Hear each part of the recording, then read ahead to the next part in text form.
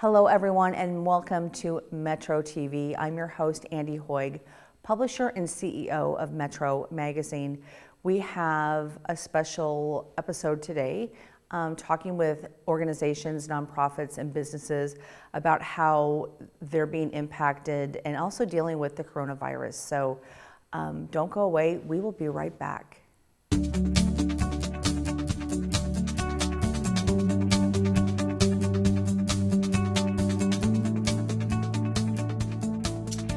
Well, hello, everyone. I'm here with Rebecca Stavik. She is the Executive Director of Do Space. Rebecca, thank you so much for joining me today.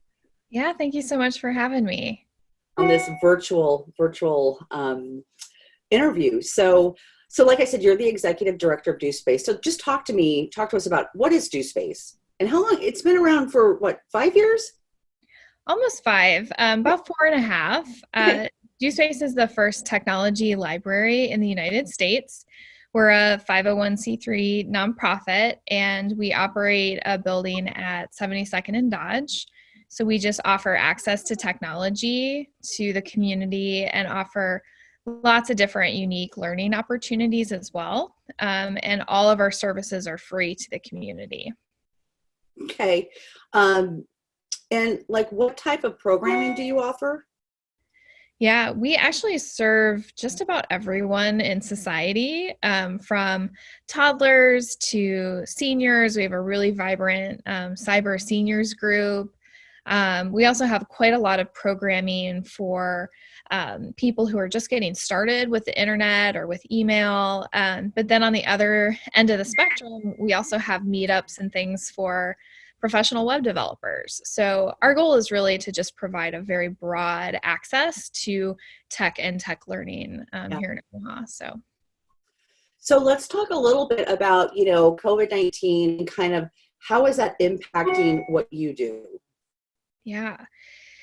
As the pandemic started to, come to the United States and hit us locally, Do Space just went digital almost overnight. Our physical building might be closed to the public, but we are not closed as an organization. Our entire team is working remotely and creating tons of digital content, really for 2 key focus groups. One would be educational content for kids, and then the other would be for job seekers and entrepreneurs who are impacted by the pandemic. Okay. And as we were talking a little bit, before I go into Small Business Month, and I'll ask you this again at the end, but how can people find you? Yeah, well, our website is going to be the easiest way to access all the stuff that we are doing right now, and that's just dospace.org. But we're on every major, social media platform as well, so that would be also another great way to find us. Yeah. So again, May is Small Business Month. And what are some of the resources that you're doing to help small businesses? Because obviously, I mean, right now, small businesses, we all need some help. Yeah. Yeah. You're right. This is a huge disruption to business as usual. And, but it's also just a really great opportunity to learn new skills, as we're all learning Zoom together, right? And doing our meetings through video conferencing. We really offer a ton of different digital skills programs, anywhere from Excel to Photoshop to Illustrator. Just about name your software, and we're creating webinars and instructional videos on those things. So all of that would be pretty relevant to small businesses. But we also have some really great partnerships with Nebraska Enterprise Fund, SBA, SCORE, and quite a few of those organizations are also offering lots of webinars through the Do Space platform, like social media for small businesses. I know later this month they're doing a webinar that is about continuing your business in the midst of a pandemic. So those partnerships have been really great to finding ways to serve small business owners right now. And do people pay for these? Do they? Nope, it's all free.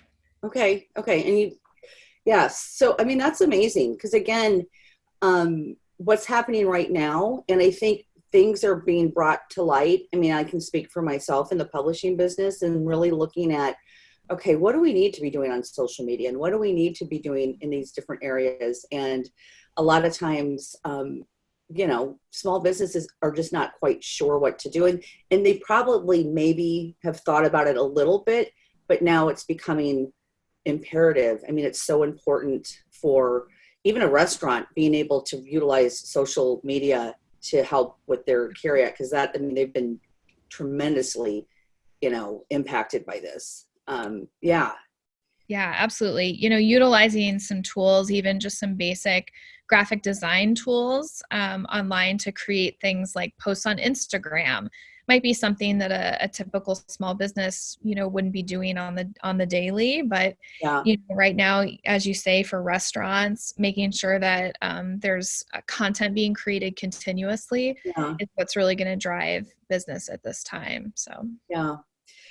So let's look a little bit ahead. But before I go there, okay, small businesses and startups. And one of the questions, I'm looking at our Q&A, what makes them unique? Mm-hmm.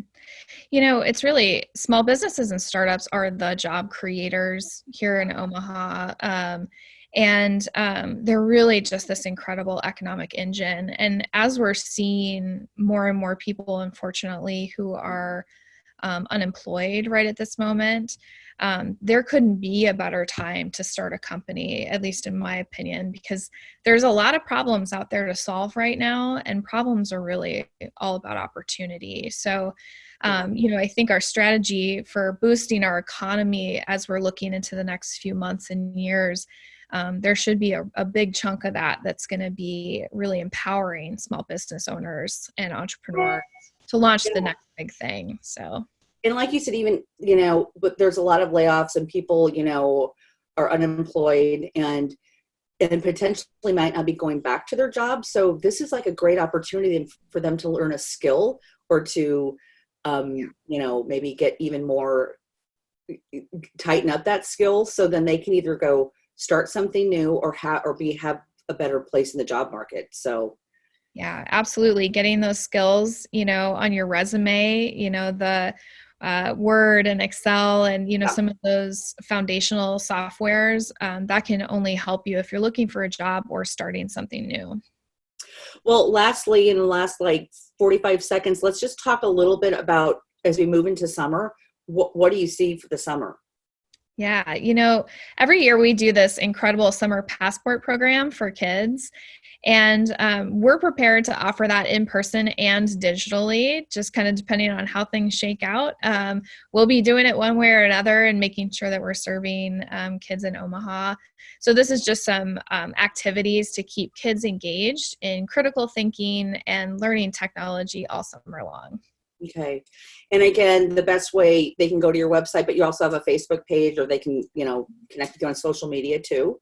Yep. Any social media platform, we've got a profile that's active on there, and dospace.org is our website where you can find all the other resources we have. Okay. Rebecca, thank you so much for talking with me today. And also just thank you for everything that you're doing with DoSpace. I mean, it's what an important organization, nonprofit in this community that's helping so many people. So yeah, well, thank you so much. It's an honor to help the community every day. I feel very lucky. All right. Well, thank you again. And again, check out their website, dospace.org. So thanks again, Rebecca. Thank you.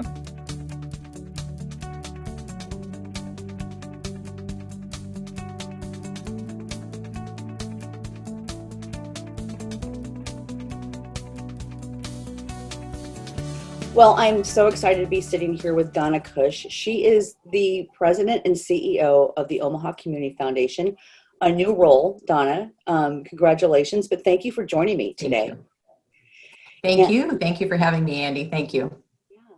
So the big thing that's coming up in May, is this the 7th year or the 6th year? This will be, I think, actually the 8th year. Oh, the 8th year. You know what? Yeah. I've been so involved with this, and we're talking about Omaha Gives. I've been, Metro Magazine has been so involved with Omaha Gives from the beginning that sometimes you just lose track of the years. But we're here to talk about Omaha Gives and how the Omaha Community Foundation, really, and Omaha Gives is responding to the COVID-19 situation. So let's dive in and talk about that. Yes. Yeah. Thanks for asking about that, Andy. We started a response fund on March 13th. So very soon into this whole pandemic, we responded for the community to start the COVID-19 response fund to be able to put into act very quickly some funds for the community. So we've raised about $1 million in that fund thus far, and we've actually dispersed about half of those, and we'll disperse some more next week. And we really are looking at it kind of in 3 phases. So this first tranche of money really went towards those, very urgent emergency kind of needs. Sure. So food stability, food security, housing stability, other emergency response type of needs. Okay. Sorry. Come here, Stell. And there's your dog, and then there's my cat. This is the beautiful thing of what's going on is that we are working out of our homes, and rather being in the studio, we're recording via Zoom at home. But God love our animals because they keep us sane. So, yeah, and what is going to be different about Omaha Gives this year? Because it's such a huge thing in the community, and so many people get involved. So what's going to be different about this year? This year we have a couple new things. We are taking advantage of it's normally a virtual event anyway, so Yep. that's helpful. It's not like we already have that infrastructure in place to hold this as a virtual event, but we think that now our nonprofit partners that participate in it are also going to do more virtual events than they might normally do, or more events period than they might normally do, and those would all be virtual events. So for example, we have the Omaha Area Youth Orchestra is going to be having some of their kids do videos, and then they're going to be sending those out via email. The Nature Conservancy, their executive director, is going to be doing a birding event in his backyard. And then the Latino Center of the Midlands is going to host a virtual diversity and inclusion happy hour. So those are some of the events that they're going to be doing. We also have, on every nonprofit, will have the ability to put a little window, a little box on their profile page that's going to talk about their specific COVID response needs or what they've been doing to respond. One other thing that's new this year is that we lowered the minimum giving amount to $1. It was $10. And so that was actually something that we already had in place and we're planning to do, but we're glad that it worked out with COVID that, we're going to be able to allow more participants than ever, hopefully, to give. Yeah, because again, like you said, this always has been a virtual event with the giving. I mean, in past years, you could go to like different organizations and they were having parties and they were inviting you into their space and you were getting to know more about them kind of on a personal level, one-on-one. Yes. But this being a virtual event, but also, lowering that donation, because everybody is being impacted. And I think the thing for Omaha Gives, you've got so many people from all walks of life and all, they're just so different and they want to give, but $1 may be the only way they can give. Absolutely. And this year we're really, we don't know what to expect this year in terms of a dollar amount. And it's really never been about a specific dollar amount. Sure.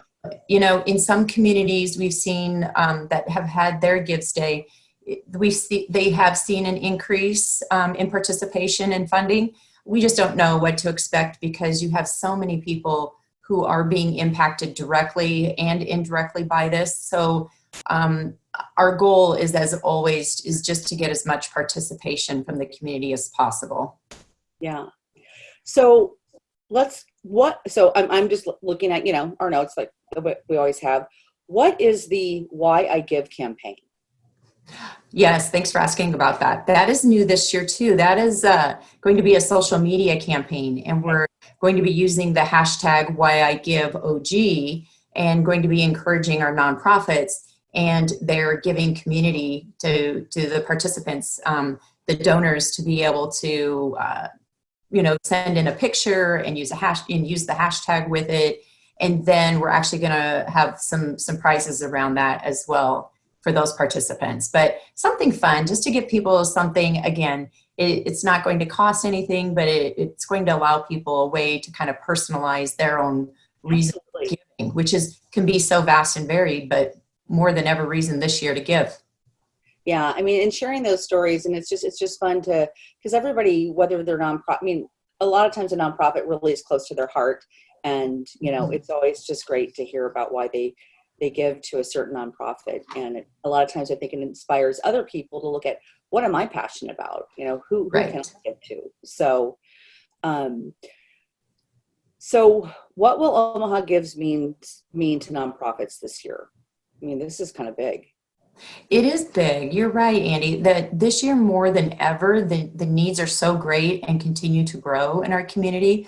I mean, just as an example, if you look at the unemployment numbers in our area, in 1 month's time, the state had twice as many new unemployment numbers as they did in the entire year of last year. So we think we're just starting to see where this is going. We think that there's going to be greater impact as this unfolds.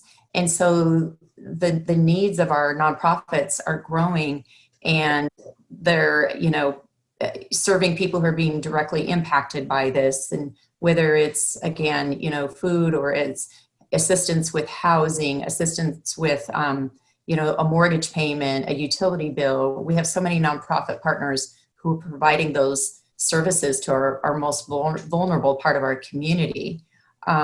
We also have nonprofits who are indirectly being impacted by this because, as you know better than anybody, that they've had to cancel their events, their fundraisers, and try to do some virtual events, but those are not going to be as productive as what they've seen. So all across the board, nonprofits are being impacted by this, no matter what you do. So this year more than ever, we need participation. Yes. So, okay. So Omaha Gives is May 20th. Yes. And where can people go to learn more about that? Sure. You can go to our website. We also have the Omaha Gives website. And starting May 1st is actually when our early giving starts on that. Mm-hmm. Okay. So May 1st, people started to give, and then they can give all the way through the 20th. And then we're going to have another conversation after Omaha Gives, because I know people can give all year long through what you guys are, through your website. So I look forward to that conversation. But again, Omaha Gives, giving started on May 1st. The big day is the 20th. Connect with Omaha Community Foundation on Facebook, and then also go to the website, omahagives.org. You guys are doing now more than ever. I mean, because the world is changing. You're doing such an amazing job to help nonprofits and connect donors with, you guys just do such an amazing job. And I'm so excited that I'll be able to work with you in the years to come, Donna. We're looking forward to all of this culminating, starting on May 1st and then culminating to the May 20th, our day then. And people can go in and we'll start, counting those numbers starting May 1st, and hopefully have a big day for us and a big celebration. Lots to celebrate on May 20th, because we could all use something to celebrate right now, I know. Absolutely. Absolutely.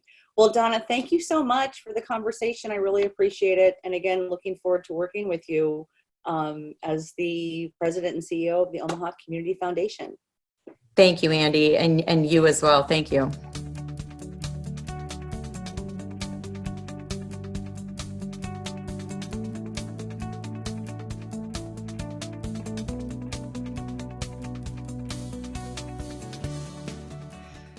Hello, everyone. Welcome to Metro TV. I'm here with Pam Weiss. She is the VP of PR and Marketing for the Nebraska Humane Society. Pam, welcome. And who is with you today? So I have my office mate. Her name is Minerva. So she's known to some as Minnie, to others she's known as Nerves. And she's my little 12-year-old toothless collapsing trachea chihuahua that I got from the shelter. Okay. So she's your animal companion. She is, absolutely. Oh, what a cutie pie. What a sweet. She likes kisses. She does. Well, let's just talk about the Nebraska Humane Society right now, and kind of, what's going on during this very interesting time that we're in. So it is interesting. I just touched my face. Oh, geez. I know. It's so hard not to do that anymore. It is hard. We're all trying as hard as we can. So the shelter is continuing to try to do as many procedures and things that we need to do to make sure that people can look for their lost pets, can get the supplies that they need, and also can adopt animals out. But obviously we're doing it socially distancing. So the shelter front doors are closed. When you come, there's a phone you can call, or you can call on your cell phone and say, hey, I need to look for my lost pet, or I need to do this or that. And then we let people in one at a time so that we are socially distancing. We ask that you wear a mask. If you don't have one, we give you one, which we launder each night. Our folks are trying to make sure that we minimize the number of people inside the shelter itself, but we know that people do need to come in. They need to come in to look for lost pets, and they need to come in to conduct some of the business that they do. So we're getting people in one at a time in order to be able to do those things that we need to do as an animal control agency. Yeah. On the adoption side, we're doing similar things, but what we're doing there is we are doing everything via the internet as we're doing this interview too.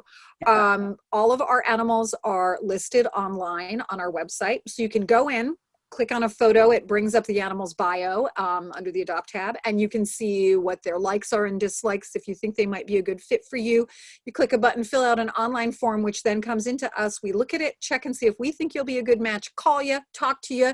In some instances, we may even Zoom and show you the kitty right here. And then you can come in and meet one at a time. And again, there might be one other person or family in adopting at the time that you are, but we're keeping our distance. We're doing a lot of the meet and greets outside now that the weather's nice, so you don't even have to come into the building.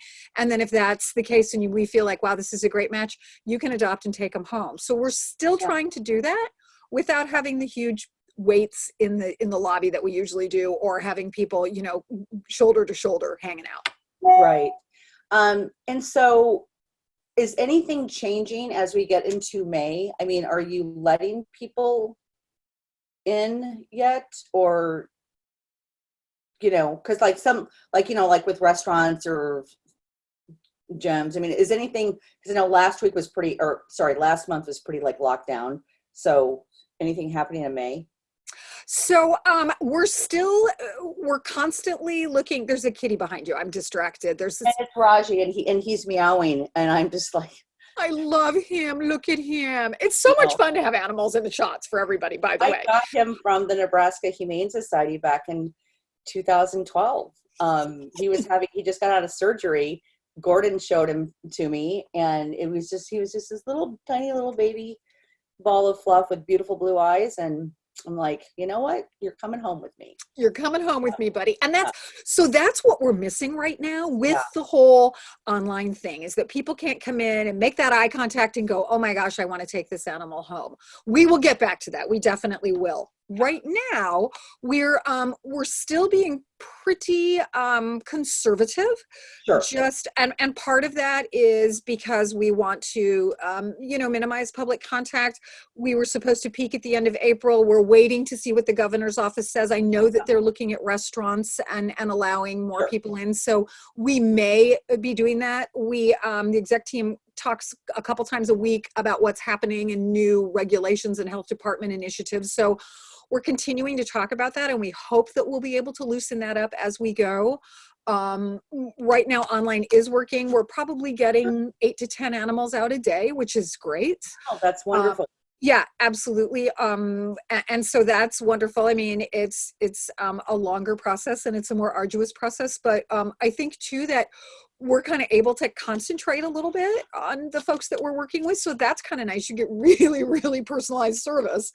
But as we go, we will be opening up. There will be a point in time when you're able to come back in and peruse animals. It's just, we're being pretty conservative just to make sure that we aren't part of the problem and we are actually keeping our public and also our employees safe. Yeah, absolutely. So again, and people can really stay up to date. They can visit your website, but you also have a great Facebook presence and social media presence, so they can stay in touch with you there as well. And people actually, we get messages, not that I want to answer more messages, I shouldn't say that, but we get so many messages a day, and people can Facebook Messenger us, and they do all the time. Hey, I'm interested in this, or what's the process for this, or how does this work? And we try to answer that or get them to people that can answer their question. Yeah. I wanted to say too, Andy, that we also still do have our pet food pantry, and there's been an uptick in that. I think that folks have lost jobs and some things like that. And if you need food, if the choice is giving up your animal or getting a month's worth of food, we are more than happy to give you a month's worth of food. So we are taking donations of food and kitty litter. It's in our pet food pantry that runs from 2 to 4 on Fridays, and it's in our spay neuter center parking lot. You'll see the big pet food pantry van. People can drive up, grab food, and just go. And that's something that we want to continue to do, because if we can keep you with your pet right now, we think that that's very important. You know how important they are this time. Yeah, absolutely. Because that was kind of the final question, is how can people help during this time? And again, donating, monies, but also food, blankets, I mean, everything that you guys need, and also helping. I mean, that just helps people keep pets in their homes, because, I lost Benny about a few weeks ago, which was just devastating to me. And, having to give up your pet because you can't afford to keep it, that's equally devastating. And I would not want anybody to do that, because pets are your family. I can't imagine that. And so if it means you need litter or you need food, we want you to come by, and you can message us on Facebook if you need to know the information. Otherwise, it is on our website, and it's just Fridays 2 to 4 right outside our spay neuter center on Fort Street. So it's an easy pickup. You come in. We have to take what is donated, but we try to make sure that we have enough for everybody. And if we don't have it, message us on Facebook, and we'll try to get food as it comes in out to you that you can come and pick up, because we really do want that to happen. We want you to keep your pets if at all possible. Yeah. So last question, do you have a wish list on your website for people who want to donate to that? Like, we do right now, just so you know, we're kind of modifying that, and I haven't modified it on the website as of yet, but what we're really looking for is food, treats, kitty litter, the things that are the commodities that we can give out to people, because those blankets and such, we're not sure where they've been, and we're kind of trying to just kind of minimize that and touching as many surfaces as possible. Yeah. So food and kitty litter, cat and dog food, and kitty litter. I mean, if you've got stuff for bunnies or critters or stuff too, yeah, absolutely. We'll put that in the food pantry, and that's the main thing that we're trying to get out. That makes sense. All right. So tell us one more time, the website is? nehumanesociety.org. Okay. All right, Pam, thank you so much. We'll check in with you in a month or so and kind of see where things are at again. But again, follow Nebraska Humane Society on social media, and then visit their website. And, if you're wanting to adopt a companion animal that adds so much to your life, go there. So Pam, thank you again. Thank you so much for the time. We really appreciate it, Andy. You're welcome. All righty.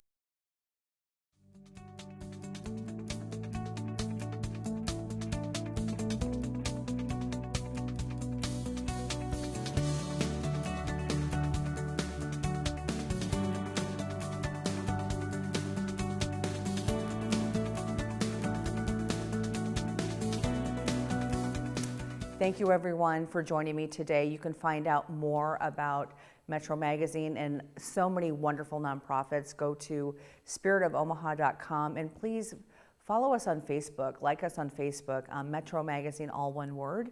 We'll be posting a lot of information there as well. Thank you, and we will see you back here next week.